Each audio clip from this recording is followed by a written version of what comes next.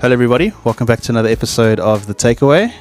Welcome back, Paul. This is, we're back again with the same topic. This time it is wrapped up in our series, our Living Wisely series. You said you are going to preach this every year because it seems to be a recurring topic and theme. As long as we are humans and we have the ability to be offended, this is something that we constantly deal with. But yeah, would you just give us a quick rundown of what you preached on Sunday? We'll go from there. Yeah, I brought along a trap that we have had at our church office because we've had a rat problem. And the problem for the rats is not necessarily the trap, but it's the bait. I don't know if you can see the cheese that I've put inside. So the dangerous part of the trap is not the cage, it's the bait. If you don't take the bait, the cage isn't that big an issue. And as Phil mentioned, if you are married, if you've got a boyfriend, girlfriend, in-laws, family members, siblings, friends, a church community, there is bait.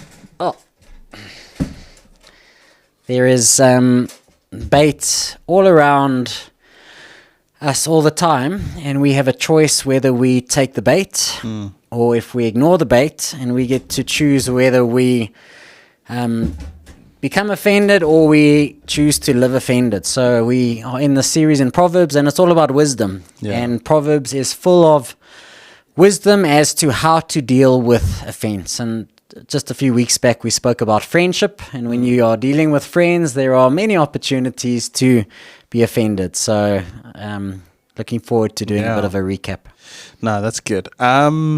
So, you mentioned in your sermon between being offended and living offended. Yeah. Would you unpack that and the difference between being offended and then living with offense? Yeah, so I just want to say there are many opportunities to take offense. Maybe you've been treated unjustly. Maybe you believe you've been treated unjustly, but you may not even see the bigger picture or the story. Maybe it's because of unrealistic expectations you have on someone. People put unrealistic expectations on me as a pastor that I can never reach. So you can pick up an offense there. Maybe it's the unintentional action that I did that has given you an opportunity to be offended. Maybe you've picked up someone else's offense. There are opportunities every day to take the bait of being offended. Yeah. You and I have known each other for years. I'm sure there were opportunities there where there was an opportunity for you to take the bait. And if you take the bait and you continue to hold on to the offense, you will then choose to live offended. Yeah. But if you are quick to acknowledge the bait, not take the bait, choose to show grace, forgiveness, cover over the mistake or whatever it is, then you will be wiser for it. So a proverb I'd like to talk about is Proverbs 19 verse 11, good sense. We all need a bit of good sense. We all need a bit of wisdom on to see a picture clearly and to then know how to relate to people. Good sense makes one slow to anger, but it's to his glory to overlook an offense. And sometimes we think of glory as you get vindicated, you win, but it's to your glory not to take the bait. Yeah, like that is an amazing verse. Yeah, it's to your glory not to fall for the bait. So, yeah, I kind of gave 5 points on Sunday. The first one being is how wisdom knows how to pump the brakes on our reactions and know then how to behave in wisdom. So, for example, Proverbs 18 verse 19 says, an offended friend is harder to win back than a fortified city. Arguments separate a friend. So whether you have been offended, you know what it means to put up high walls, or a friend has taken an offense and they have put up these high walls, we can sit in the same room together, but there is something that has divided us. And what we need to do when it comes to not taking the bait is to not let our emotions run ahead of our wisdom. So the wisdom says, I'm going to choose not to say something right now because I'm probably going to regret what I'm going to say. So wisdom says, I'm going to pump the brakes so that I do not react. And I want to respond in a godly way with wisdom, but that takes wisdom to do that. Yeah. There are opportunities to be offended all the time. If I just let my flesh run the show, I'm going to post a post, I'm going to send a WhatsApp, I'm going to say something. It may be a sarcastic comment or remark, but I need to firstly learn how to not take the bait and pump the brakes. So you mentioned that. So what a practical question is, when should we then overlook this offense? So when should it, we've got the difference between living offended and then, there's an offense that we then have to just kind of like, show grace and all of those things. But when should we overlook it? Like just completely be like, okay, this is something we just disregard in a sense. So there's always extremes when we talk about the situation, and I don't want to talk about the extremes. So there is situations of abuse and violence and criminal activities and things like that where you can never just be the wife that says, oh, I'll just overlook my husband who beats me. No, I'm talking about everyday ordinary things where Phil has a personality quirk, or he's a bit irritable, or he hasn't slept for 2 years because he's had little children. There are moments where you make allowance for each other's faults and you choose not to let his actions or inactions or what he said or didn't say become something bigger than it needs to be. Yeah. So you, in a sense, are going, we use this analogy in a marriage course, a seesaw that is truth and grace. When to speak up and to bring the truth. Phil, I don't like how you said that to me, or your attitude that you had towards me, and I need to confront you on it. That's the truth side of the seesaw. The grace side of the seesaw is where I just choose to cover what you did and to show grace and not be offended by it. So Phil comes in, he doesn't greet me. I'm going to make allowance for his faults and maybe go, he's had a bad night, he's stressed, he's busy. I'm not going to make a big deal of it. The other side, the truth side, is where I need to actually confront you about it because your behavior isn't right, or you sinned against me. So how do you know when to overlook an offense? I would hope that you would have wisdom to go, this is out of his character, or that's a once-off thing, or I know he's stressed, I'll overlook it. If it's a continual thing, that is repeated, then I advise you to actually have the hard conversation. But you have a choice to allow the actions or inactions of someone to then grab onto that trap, and you find yourself, grab onto the bait and you find yourself in a trap. So following on that question, that question was kind of about when we should and shouldn't overlook, and then offenses. But then who should someone approach when maybe safeguarding this kind of accountability, or when professional help is needed, like in those really delicate kind of situations? Who should we approach? How should we approach those kinds of situations? Yeah, so in serious cases, it is taking the situation to people closest to you and asking for help. So if I take a step back from that question, we want to not run ahead of our emotions. We want to react in a wise way. We want to know when to cover an offense and when to confront an offense. We also, when we are offended, we need to go directly to the person who has offended us or wronged us. So, and Matthew 18 kind of explains how to do this. If someone sins against you, go privately to that person. If I go privately to Phil and he doesn't listen to me and we can't work it out, Matthew 18 then says, bring someone along with you to help you talk about it. Okay, as the third party, help me understand what Phil's going through and help Phil understand what I'm trying to say. Still, if you can't get that right, the Bible then says take it to the elders. But I think we're called to not just throw wood on the fire and just talk to everyone else but the person we offended with. We're called to actually confront it. And in extreme measures where there is abuse, where maybe someone's broken the law, where you're in danger, then you need to get the relevant help as quickly as possible. I'm kind of aiming the sermon at everyday ordinary life, church life, friendship circles, where you choose not to be offended with someone versus the extreme cases. Yeah. And you mentioned something there. If we go back to kind of the topic we spoke about a couple of weeks ago about friendships.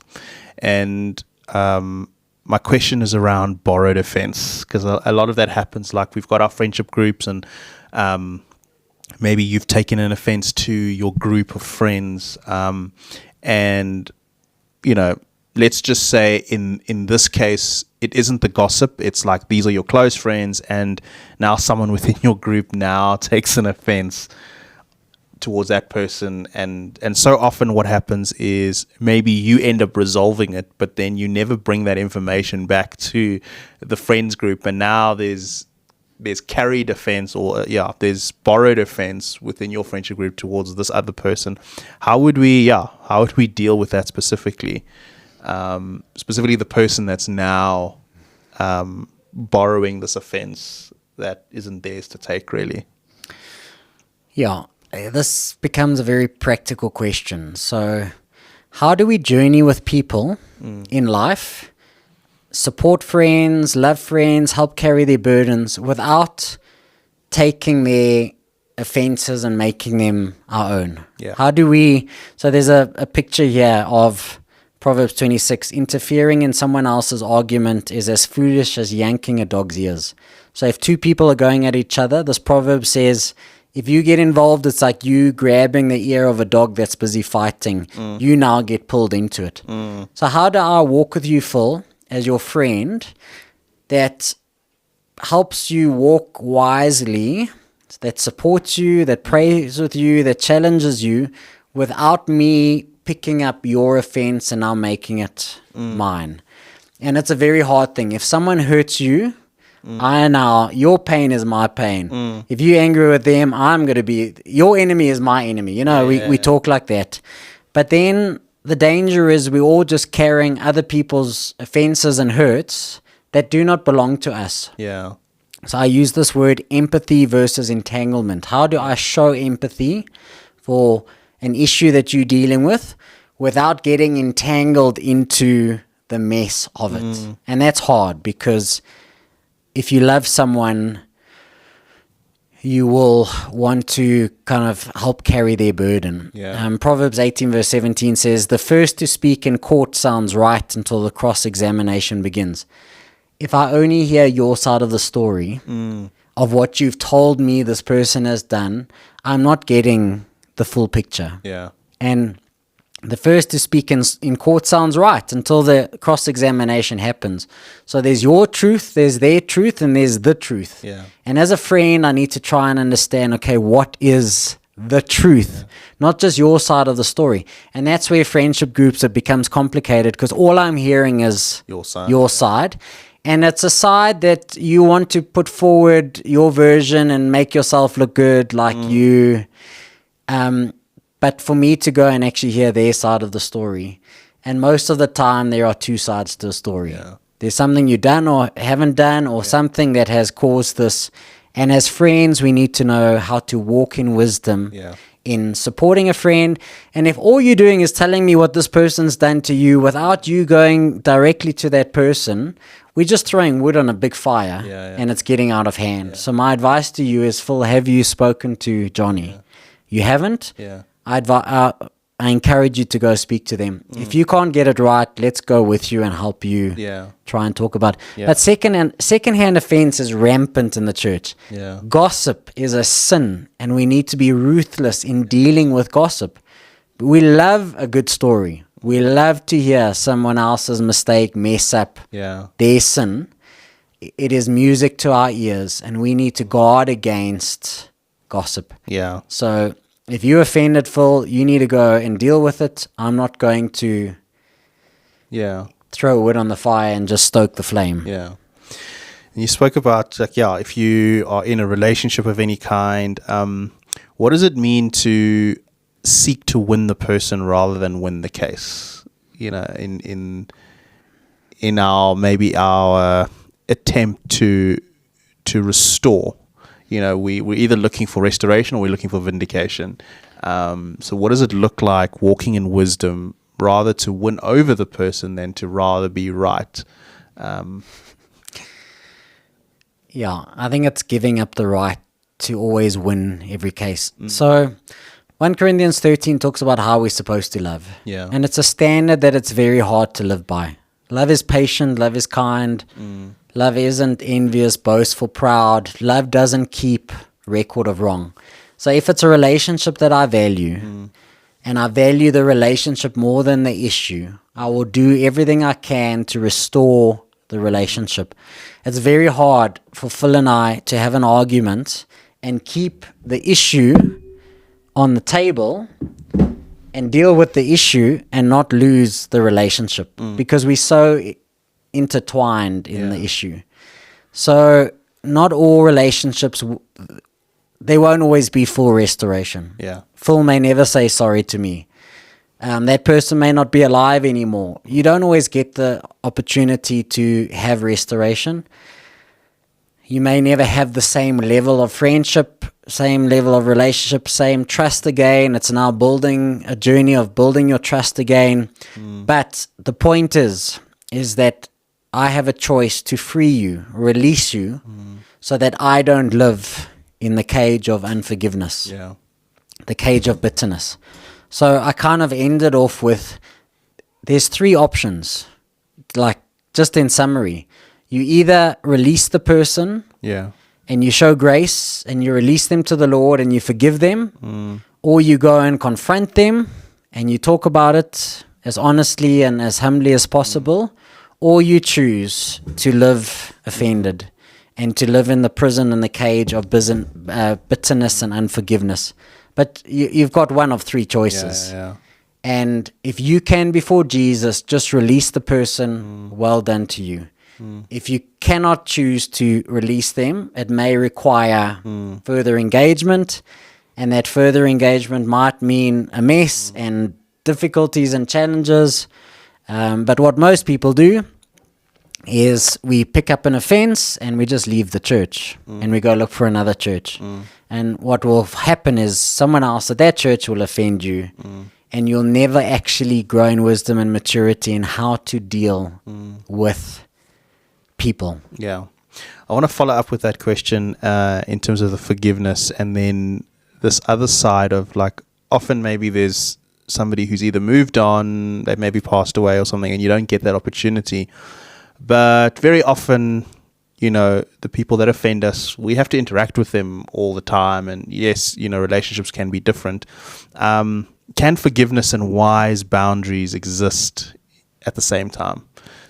You have to. Yeah. I think when someone has broken a boundary or broken your trust or you've confided in them and they've told other people, you have to then put up boundaries as to, I'm going to guard what I say until one day I can share those most valuable things. The hard part is living in community, whether it's working with a group of colleagues, whether it's a friendship circle, a family, or a church family. If we don't just leave and cancel, we have to still carry on and do life. So yes, we will walk in wisdom. We will choose to forgive, not hold on to that unforgiveness, not keep record of wrong, but you still have to live wisely. And if you hurt me before, I'm going to be a fool if I just let you hurt me again and again in the same way. So the accountability is important. Repentance is important. Getting people to help safeguard and guard those issues of the heart. Guard your heart above all else, because everything else flows from it. Your final point was around wisdom forgives as Christ has forgiven us. So what step could someone take today if they realize that maybe bitterness has started to rule their heart. Yeah, so forgiveness is going to probably be a topic we will address in a couple of weeks' time. But firstly, it's understanding how God has forgiven you. Before you even attempt to forgive anyone else, just acknowledge the forgiveness that God has shown you. So Colossians 3, make allowance for each other's faults and forgive anyone who offends you. Remember, the Lord forgave you, so you must forgive others. Yeah. So start off by acknowledging, man, I've messed up time and time again. Yeah. I'm so grateful for the way, God, you have forgiven me. Now I'm supposed to release the same sort of forgiveness to others. Before I can do that, I need to bring my hurt and pain to God and allow Him to help me release that person. I'm not the judge one day. That person will one day stand before you, God. My job is not to be ruler and judge of this world. You are. So I have to bring that person before Jesus and release them.